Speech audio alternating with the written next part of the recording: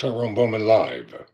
Welcome to the program on tonight. Let's talk about the taxation plans of President Trump. He likes to use the term tariffs, but it's nothing more than taxation. That's what they are. It's called taxation. I'm going to talk about a story that I found from Reuters coming out of Africa. The headline reads, Trump's highest tariff will kill a tiny African kingdom of Lesotho, according to an economist. Well, let's delve into this and find out exactly what's happening according to Reuters. Here we go. A 50% reciprocal trade tariff or tax on Lesotho, the highest levy on U.S. President Donald Trump's long list of target economies, will kill the tiny southern African kingdom that Trump ridiculed last month, an economic analyst there said on Thursday. Lesotho, which Trump described in March as a country nobody has ever heard of, is one of the world's poorest nations with a gross domestic product of just over $2 billion. It has a large trade surplus with the United States, mostly made up of diamonds and textiles, including Levi's jeans. I've been telling you all for a long time. All this condemnation and judgment about Africa and Africans and talking about how terrible the country is, going way back to the days of colonialization. They went over there under the pretense and guise of, quote, trying to bring Christianity, close quote, to the so-called heathens, as they called my ancestors. But all the while, those undercover missionaries were nothing more than agents, thieves, murderers, and a whole bunch of other things and adjectives that I could use. What were they doing? They were stealing Africa's natural resources. That's what it was about. And every European country has done the same thing. Exploitation of Africa while demonizing them, putting them down, talking about them. Well, if Africa is such a disgusting continent, then why do white people keep going over there? Why do Chinese people keep going over there? Why do German people keep going over there? Why is it that all these people keep going over there for the world's richest resources from the continent of Africa? And what my African leaders over there need to know, stop exploiting your own people. Stop entering into these false trade agreements and not taking care of your own.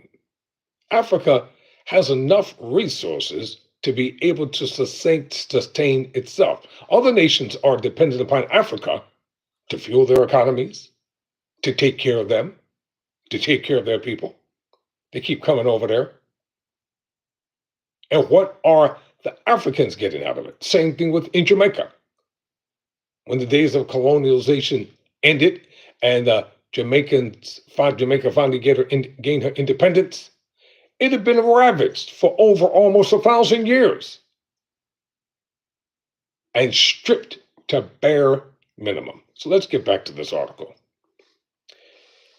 It has a large trade surplus with the United States, mostly made up of diamonds and textiles, including Levi's jeans. It exports to the United States, which in 2024 totaled $237 million, account for more than 10% of its GDP or gross national product. Trump on Wednesday imposed sweeping new tariffs on global trading partners, upending decades of rules-based trade and threatening cost increases for consumers. He said the reciprocal tariffs were a response to duties and other non-tariff barriers put on U.S. goods. Lesotho charges 99% tariffs on American goods, according to the U.S. administration.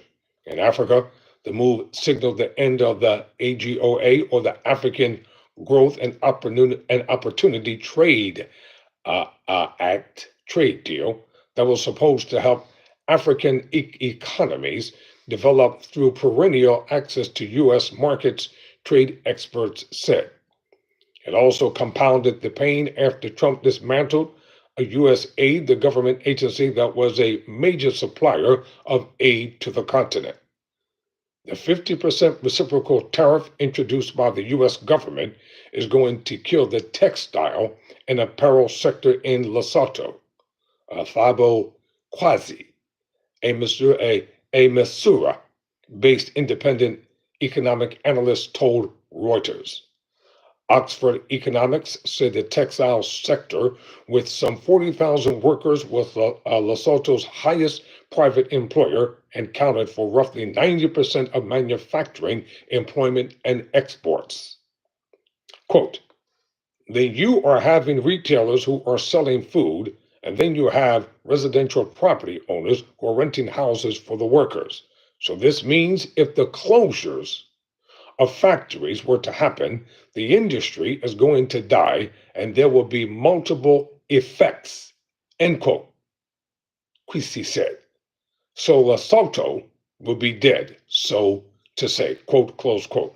The government of Lesotho, a mountainous nation of about 2 million people that is encircled by South Africa, had no immediate comment on the trade tariffs on Thursday.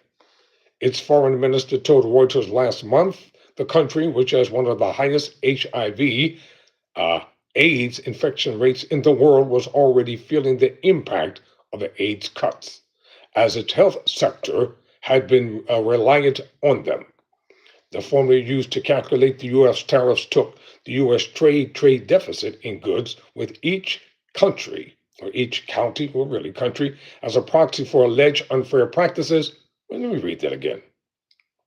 The formula used to calculate the U.S. tariffs took the U.S. trade deficit in goods with each country as a proxy for alleged unfair practices, then divided it by the amount of goods imported into the United States from the country.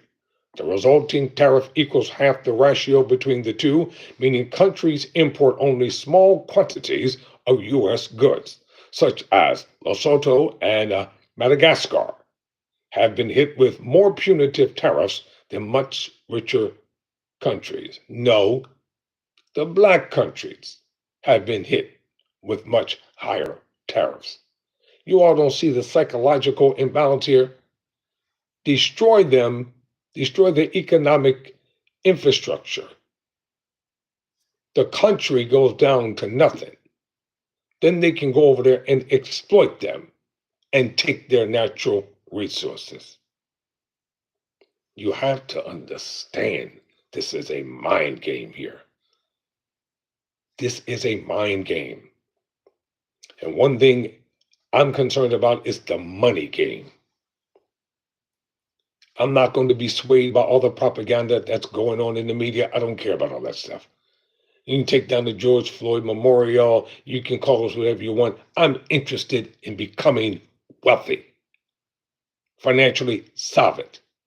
All that other stuff doesn't matter, because at the end of the day, if you can't feed your family and pay your bills and do the things that are necessary to be a self-sustaining, independent individual, all the howling and screaming and protesting means nothing at the end of the day. Do not lose sight of the big picture. It's still about the economy. It's still about high food prices. It's still about high gas prices. It's still about our constitutional rights. Don't deal with the bait and switch tactics. Don't deal with the propagandists and their machines and the things that they're trying to do to get people's minds off of things. Don't forget about the upcoming midterm elections that's taking place next year. There is also the case for Vietnam, Nicaragua, and Cambodia, for which exports to the United States account for more than 25% of GDP, according to Oxford Economics.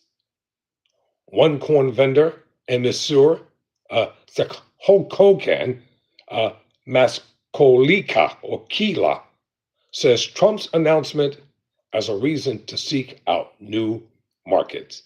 His, meaning Trump's, is not the only country, so he is giving us an opportunity to cut ties with him and look for other countries. It is evident that he no longer wants anything to do with us. Mescokila said. There you have it. If you haven't subscribed to the channel, consider subscribing to Tyrone Bowman Live. Never surrender, never quit.